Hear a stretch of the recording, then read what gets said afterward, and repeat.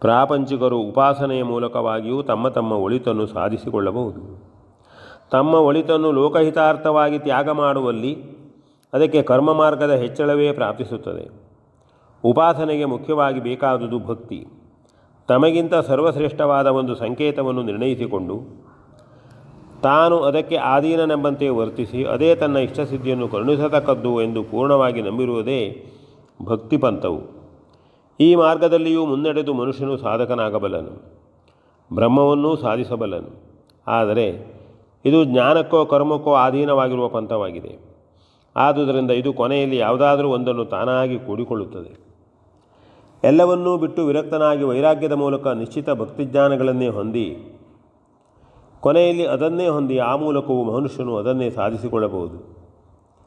ದಾರಿಯು ಯಾವುದಾದರೂ ಒಂದೇ. ಹಿಡಿದ ದಾರಿಯನ್ನೇ ಚೆನ್ನಾಗಿ ಅನುಸರಿಸಿ ಅದರಲ್ಲೇ ಮುಂದುವರಿದಾಗ ಮನುಷ್ಯನು ಆತ್ಮಸಿದ್ಧಿಯನ್ನು ಪಡೆಯಬಲ್ಲನು. ಹಾಗಾಗಿ ಮಾನವನ ನಡವಳಿಕೆ ಧರ್ಮವೇ ಮೂಲಭೂತವಾದುದೆಂದು ಸ್ಪಷ್ಟವಾಗಿ ನಾವು ತಿಳಿಯಬಹುದು. ಜಗತ್ತಿನ ಜನರು ಧರ್ಮದಂತೆ ನಡೆದರೆ ಅದರಿಂದಲೇ ಜಗತ್ತು ಆಧರಿಸಲ್ಪಡುತ್ತದೆ.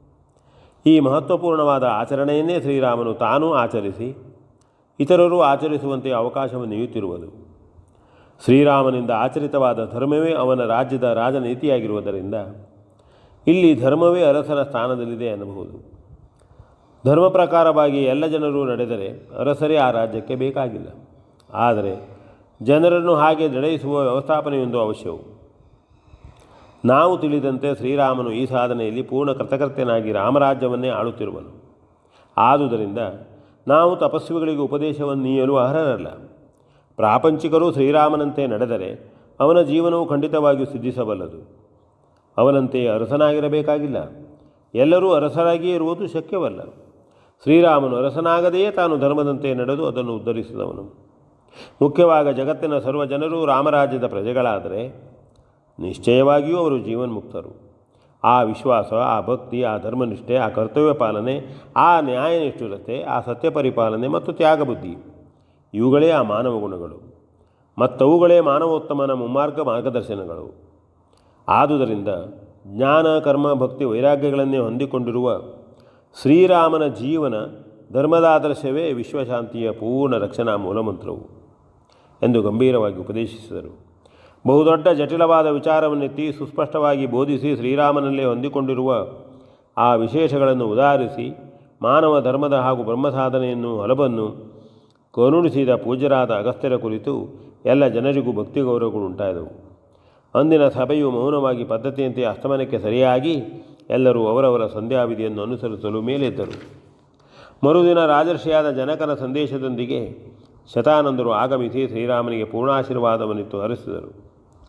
ಜನಕನು ಅಶ್ವಮೇಧವನ್ನು ಕೈಗೊಂಡ ಶ್ರೀರಾಮನಿಗೆ ದಾನ ಮಹಾತ್ಮ್ಯದ ಕುರಿತು ಬೋಧಿಸಿ ಯಜ್ಞಕಾರ್ಯವು ಸಾಂಗವಾಗಿ ನೆರವೇರಲೆಂದು ಹಾರೈಸಿ ಪೂರ್ಣ ಯಶಸ್ಸನ್ನು ಕೋರಿದ್ದನು. ಹಾಗೆಯೇ ಪೂಜ್ಯರಾದ ಅತ್ರಿ, ಗೌತಮ, ಕಶ್ಯಪಾದಿಗಳು ಬಂದು ದಿನದಿನವೂ ಧರ್ಮಬೋಧೆ ಹಾಗೂ ಪ್ರವಚನಾದಿಗಳು ನಡೆಯುತ್ತಿದ್ದವು. ಹಾಗೆಯೇ ಹಿಂದೆ ಮಹಾಮಹಾ ಯಾಗಕರ್ಮಗಳನ್ನು ಪೂರೈಸಿ ಯಶಸ್ಶಾಲಿಗಳಾದವರ ಪುಣ್ಯಕಥಾನಕಗಳನ್ನು ಹೇಳಿ ಆ ತತ್ವ ನಿಗೂಢತೆಯನ್ನು ವ್ಯಕ್ತಪಡಿಸಿ ದಿವ್ಯೋಪದೇಶಗಳು ಪ್ರತಿನಿತ್ಯವೂ ನಡೆಯುತ್ತಿದ್ದವು.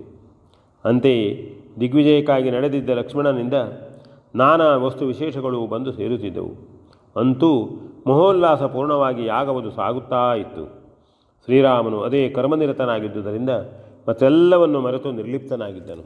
V N Bhagwat, Baraballi.